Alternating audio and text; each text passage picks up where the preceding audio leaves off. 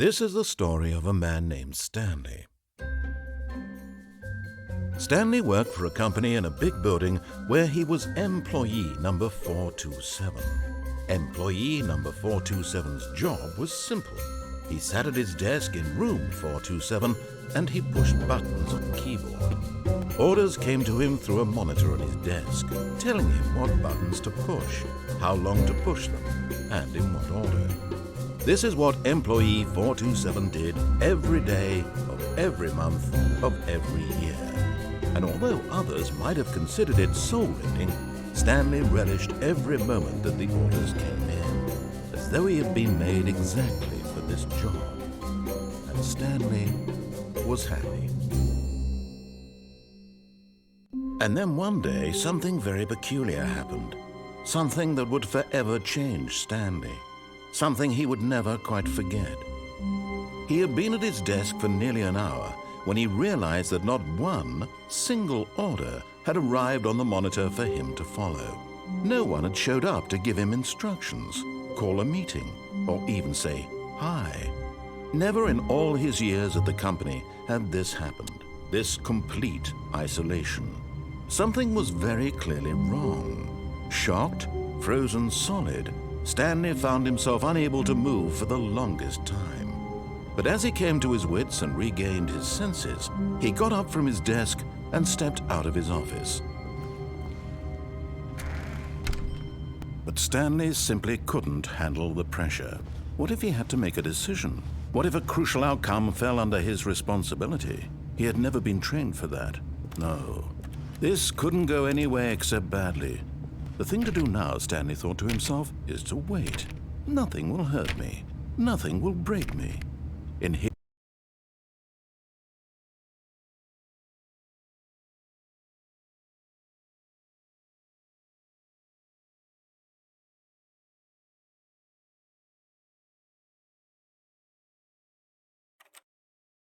here I can be happy forever.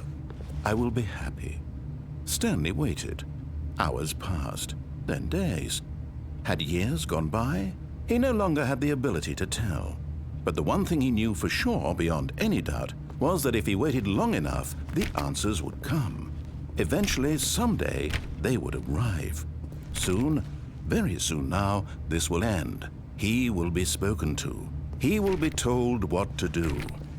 Now it's just a little bit closer. Now it's even closer. Here it comes.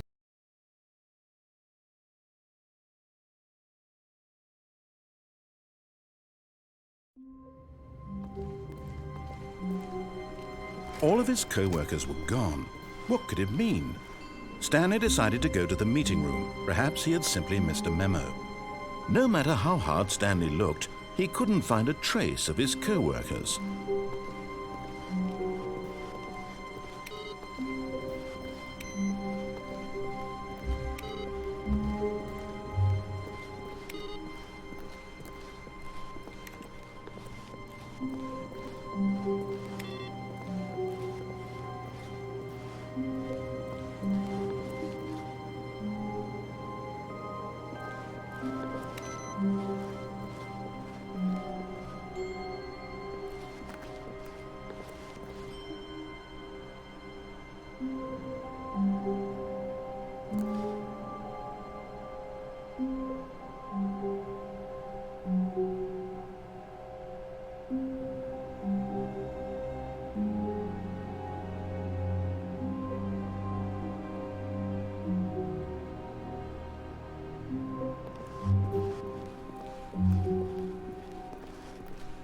When Stanley came to a set of 2 open doors, he entered the door on his left.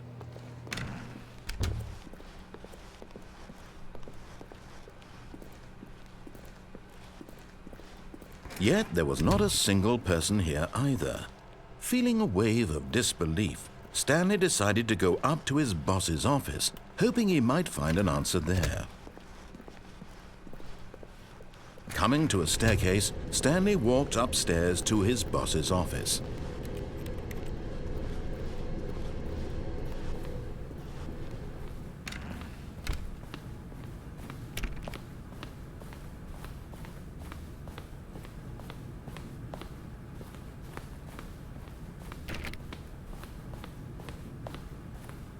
Stepping into his manager's office, Stanley was once again stunned to discover not an indication of any human life. Shocked, unraveled, Stanley wondered in disbelief who orchestrated this. What dark secret was being held from him? What he could not have known was that the keypad behind the boss's desk guarded the terrible truth that his boss had been keeping from. Stanley was in such a rush to get through the story as quickly as possible, he didn't even have a single minute to just let the narrator talk. That kind of anxiety isn't healthy, so he relaxed for a few moments with some calming New Age music.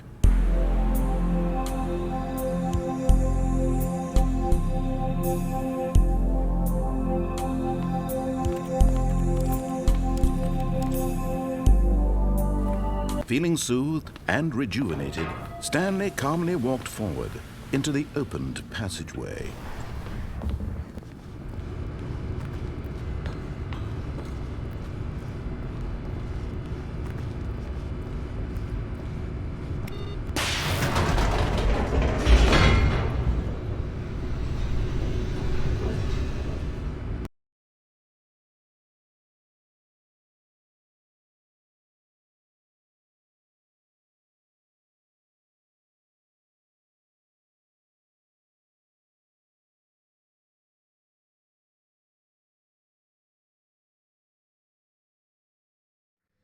Descending deeper into the building, Stanley realized he felt a bit peculiar. It was a stirring of emotion in his chest, as though he felt more free to think for himself, to question the nature of his job. Why did he feel this now, when for years it had never occurred to him? This question would not go unanswered for long. Stanley walked straight ahead through the large door that read Mind Control Facility. Although this passageway had the word escape written on it, the truth was that at the end of this hall, Stanley would meet his violent death.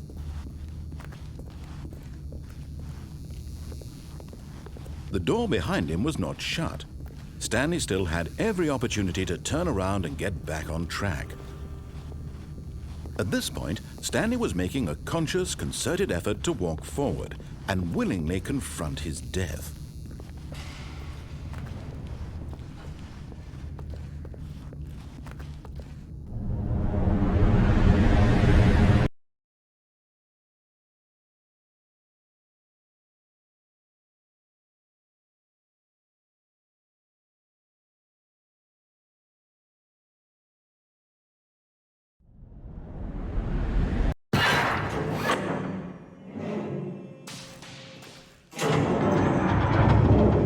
As the machine whirred into motion and Stanley was inched closer and closer to his demise, he reflected that his life had been of no consequence whatsoever.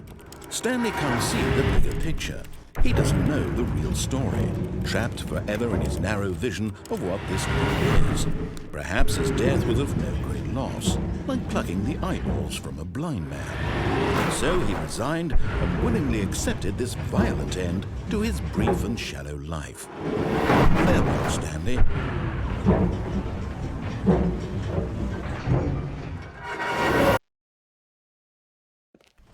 "Farewell, Stanley," cried the narrator, as Stanley was led helplessly into the enormous metal jaws. In a single visceral instant, Stanley was obliterated as the machine crushed every bone in his body, killing him instantly.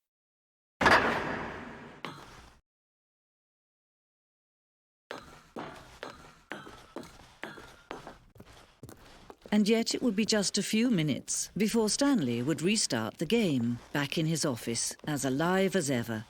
What exactly did the narrator think he was going to accomplish? When every path you can walk has been created for you long in advance, death becomes meaningless, making life the same. Do you see now? Do you see that Stanley was already dead from the moment he hit start?